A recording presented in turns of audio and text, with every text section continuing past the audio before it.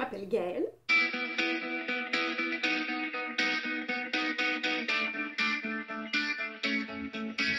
Et je suis quelqu'un de plutôt timide, réservé. Il faut beaucoup creuser pour en savoir sur moi. Je ne me livre pas comme ça. Je sais qui je suis, je sais quelle valeur j'ai, même si je ne le savais pas il y a 15-20 ans.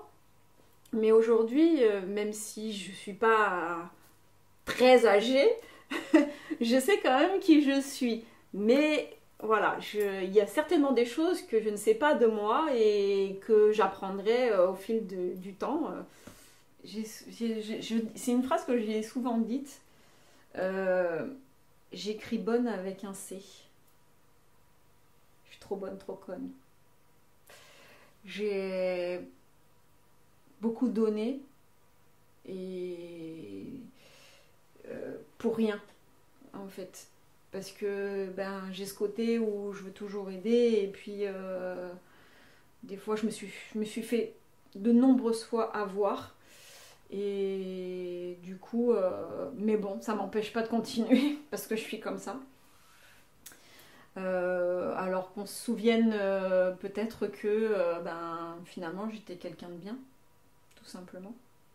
Je suis une personne qui est sociable déjà, donc du coup et qui prend pas toujours tout au sérieux, même si on peut penser le contraire. Je pense qu'il y en a plein qui pensent le contraire. Je pense que par exemple au niveau professionnel, je pense que je peux apporter parfois de la bonne humeur. Et même dans la vie privée, ça peut être ça aussi. Je suis un peu faux-folle parfois. C'est chose qu'on ignore quand on me croise dans la rue. On a à mille lieues d'imaginer que je puisse être un peu déjantée. C'est souvent ma raison qui m'arrête sur beaucoup de choses parce que des fois je voudrais justement partir faire plein de choses et non. Mais c'est handicapant. C'est handicapant. Je trouve que d'être trop raisonnable, c'est handicapant. Je crois au bonheur. Je sais qu'il peut être présent, donc puisque bon, je suis quand même heureuse. Avec parfois, on a tous des moments où on est malheureux, mais voilà. Donc je crois au bonheur, je crois en l'amour, je crois en moi. Je sais que je peux arriver à faire plein de choses, mais je pense que j'en ai pas assez conscience en fait. Ça dépend des jours. Il y a des jours où on se dit non, mais je suis incapable de faire ça. De toute façon, je suis une grosse nulle. Et puis un jour, non, mais t'es capable, t'es tout à fait capable. C'est dans tes cordes. Non, t'as tout à fait la capacité de faire ça ou ça, quoi. Donc, vas-y, fonce. Mais ça, c'est le petit ange. Il va dire tu peux le faire. Mais non, t'es nul. Donc voilà, c'est toujours. Je dirais mon empathie. Mais ça peut être aussi un défaut. Parce que mon empathie est un peu trop importante, je dirais. J'aime trop... tout me touche en fait. La pauvreté des gens me touche. Le mal-être des gens me touche. Et je veux toujours leur venir en aide, même si je peux pas. Je fais tout ce que je peux en tout cas.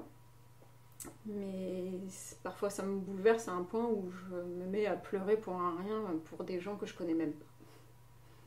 Je sais faire pas mal de choses en fait, je pense. Je touche un peu à tout, je suis aussi bien manuelle que sur certaines choses cérébrales. Et je touche un peu de tout. Au niveau manuel, j'aime tout ce qui est bricolage, la peinture, l'art abstrait, le chant. La musique, y a pas, oui, je touche à pas mal de choses finalement, mais sans aller forcément jusqu'au bout parce que je n'ai pas appris. Je suis assez autodidacte. Non, moi je m'adapte très vite. Oui. C'est vrai que j'ai cette faculté-là, même c'est dans un emploi aussi. S'il y a quelque chose que je ne sais pas faire, j'apprends très vite en fait. On me montre et je sais. je pense avoir la faculté de reproduire en fait les choses qu'on me montre en fait.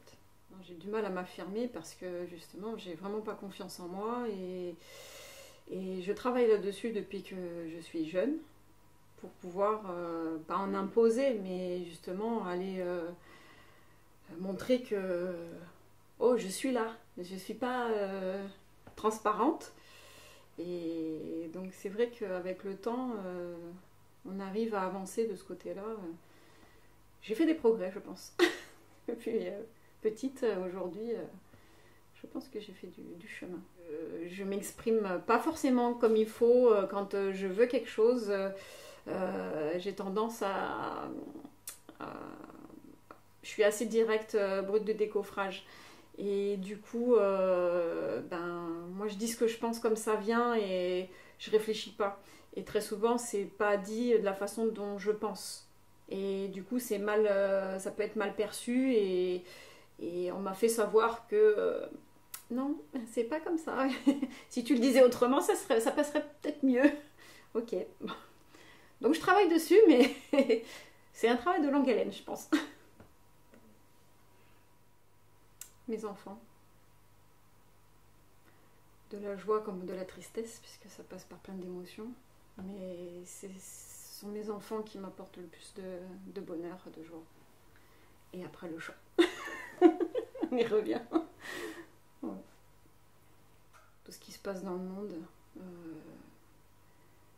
toutes ces guerres, ces batailles, c'est la pauvreté. J'aimerais qu'on vive dans un monde de bisounours en fait. Ça serait top. Je pense de perdre mes enfants. Ouais. Ça serait peut-être de perdre mes enfants. C'est ma raison de vivre en fait. Je pense que quand on ne connaît pas ce sentiment quand on n'en a pas, mais une fois qu'on en a, c'est on fait tout pour eux. Enfin, du moins pour ma part, je ferai tout pour eux. Le mensonge, la jalousie, je déteste ça. L'injustice, ça me met en colère. Il y a des choses qu'on ne comprend pas aujourd'hui, qui sont encore là aujourd'hui, alors que ça ne devrait plus exister, ou inversement. On peut être en colère pour plein de choses. Quand on voit tout ce qui se passe, ouais, oui, l'injustice, là, ils vont prendre 20 ans pour rien du tout, et d'autres qui vont prendre 2 ans alors qu'ils ont fait des choses énormes, d'autres qui vont pas être punis, ou alors les gens qui n'ont pas à manger, et quand on voit que les restos du cœur, ça fait déjà 35 ans que ça existe, mais, mais c'est pas possible quoi, ça devrait plus exister. Quand on voit des gens qui gagnent des milliers d'argent, millions voire, et d'autres qui sont là, qui sont à la rue, bon après il y en a qui font le choix d'être à la rue. Mais eux, je vais pas les plaindre. Mais par contre, oui, le monde est injuste. Et ça met en colère.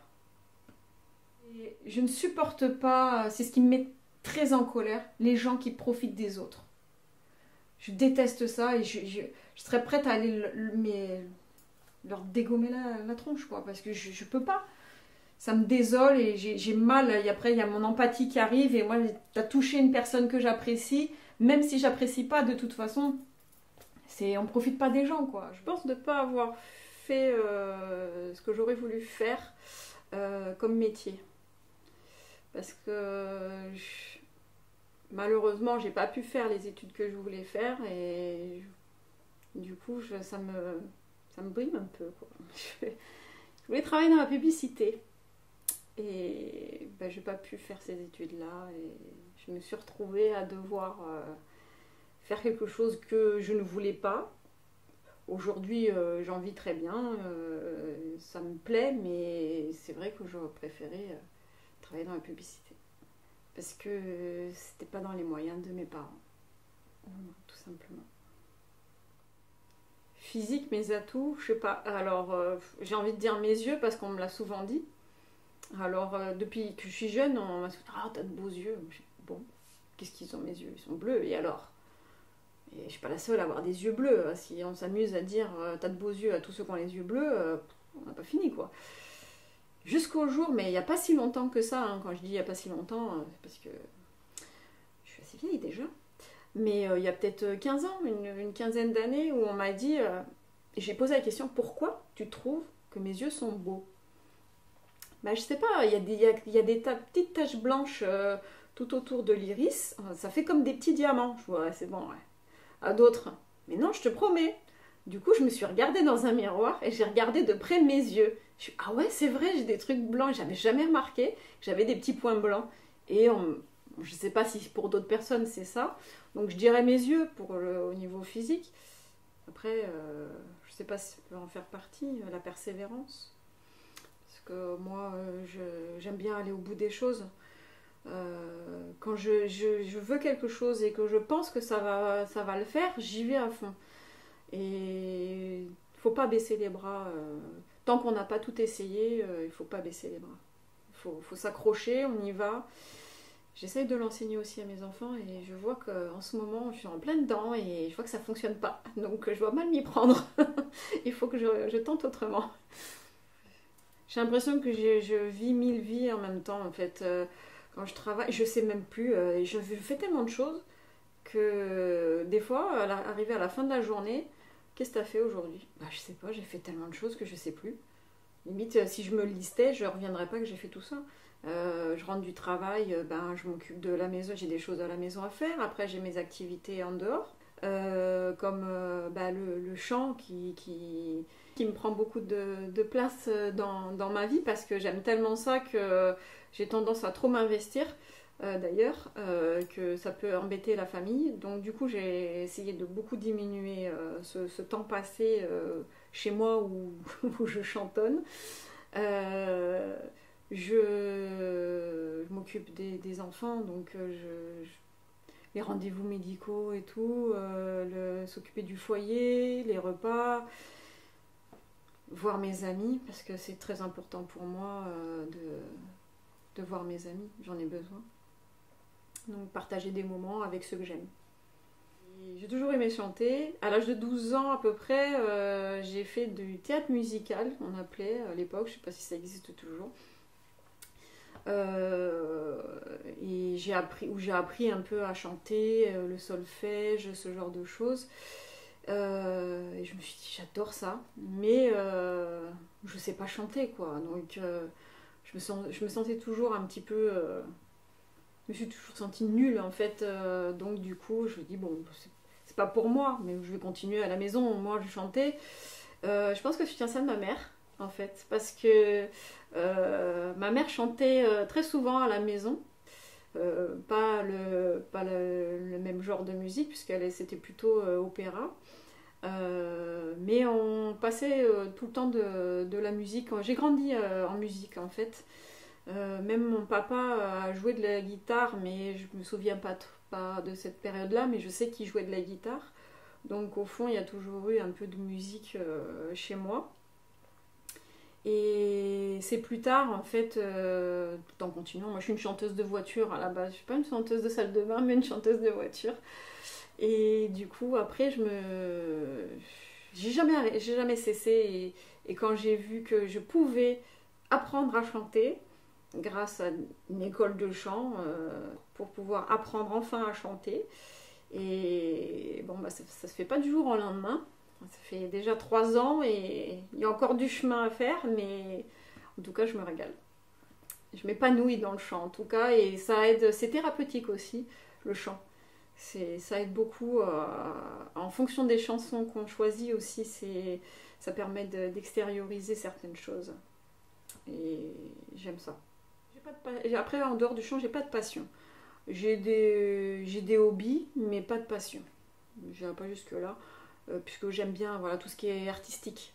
La peinture, la création, j'aime quand il y a de la créativité, j'aime créer, j'aime bricoler, donc des hobbies, mais pas d'autres passions que le chant. Le chant est vraiment une passion.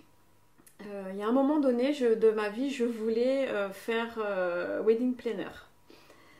Et parce que ce qui me plaisait là-dedans, au départ, il y a 20 ans, hein, il n'y avait pas tous les wedding planners qu'il y a aujourd'hui. parce que j'aimais tout ce qui est organisation, puisque je suis quelqu'un d'assez rigoureuse, carrée, donc du coup j'aimais bien organiser, et à cette époque-là j'ai organisé un mariage et un baptême, et ils m'ont fait confiance du début jusqu'à la fin sur tout ce qui était décoration. Donc j'ai fait des faire-part jusqu'à la décoration de la salle, quoi. Et ça, j'ai adoré. Chiner des choses à droite à gauche, fabriquer. Et du coup, même moi sur mon mariage, c'est moi qui ai tout fait, quoi. De mes petites mains. Et j'ai pris un sérieux plaisir à faire tout ça, quoi. Le respect. Le respect. Pour moi, sans respect, je supporte vraiment pas les gens qui manquent de respect. Surtout, le respect, c'est tellement général sur beaucoup de choses. Donc, c'est ma valeur number one. C'est une valeur que j'essaie d'inculquer à mes enfants. Et c'est ce qui me tient le plus à cœur, en fait. Je supporte pas qu'on me manque de respect et qu'on manque de respect aux autres. Ce qui rejoint aussi mon côté empathie. Mais ouais, le respect, c'est pour moi la plus grande des valeurs. On ne peut pas vivre sans respect. Et moi, si on ne me respecte pas, je vais avoir beaucoup de mal à respecter les autres. Ouais, l'écoute, l'attention, la bienveillance, encore une fois, et le respect, qui est toujours présent. Le mensonge ou l'ignorance. L'ignorance. De m'ignorer moi, alors que je suis présente dans la vie de l'autre, ça me fait mal.